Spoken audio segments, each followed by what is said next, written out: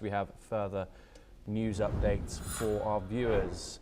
And the United Nations chief, Antonio Guterres, has strongly condemned the deadly attack on Friday prayers at a mosque in the Syrian city of Homs. At least 8 worshippers were killed in the explosion, which targeted a mosque in the predominantly Alawite area.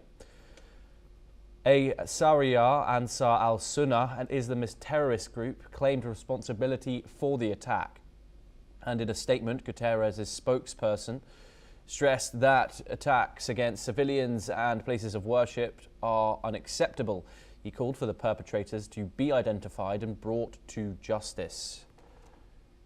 Joining us once again is Shruti Dasgupta. Shruti, once again, strong words from the United Nations. However, is there any real pathway to accountability? Well, first you have to identify that it's not just a mosque that was attacked. It is an Alawite, predominantly Alawite region where this mosque is situated and which was attacked. So until and unless the United Nations is ready to acknowledge that this is not just an attack by a terrorist group, which is what I think France's reaction to it is also, that it is a terrorist attack.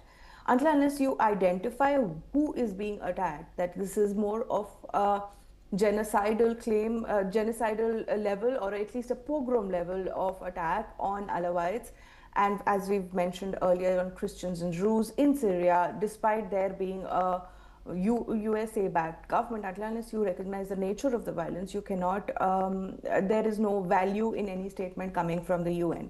So I believe this is targeted. This is more of a religious hate crime, which is a part of the terrorism that wrecks entire of Syria.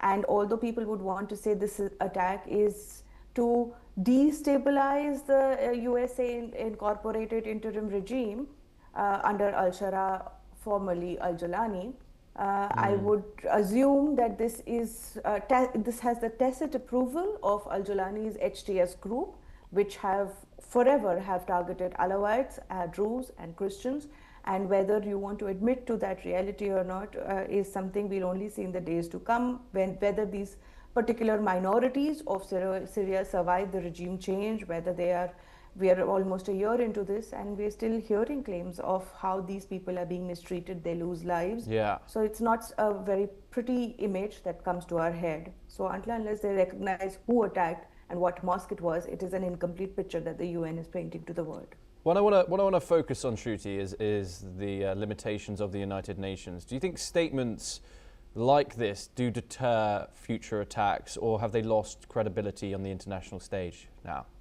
Statements are just statements. Governments use them to project positivity or negativity against a particular action or a set of actions or policies, and your appreciators will use it to say, look, you've done so well, or if the statement is positive, and if the statement is negative, the world will come together in unity and say, oh, it's so bad. But unless a statement like this is backed by a peacekeeping force or by sanctions or any other further action that propels the government of the nation into taking action, whether to protect its minorities or whether to detract a policy that is harmful to its people, or to ensure that the human rights of people living in that particular region is not affected, those statements are basically just words on paper. It does not translate into action. The UN, I have found in the past couple of years, being fairly lacking in terms of action. We see statements for Ukraine, we see statements on Gaza, but no action. And the action, without action, UN just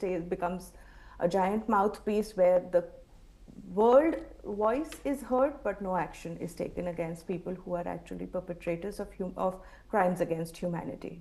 Shruti Dasgupta, as always, pleasure to speak to you. Thank you very much for taking the time.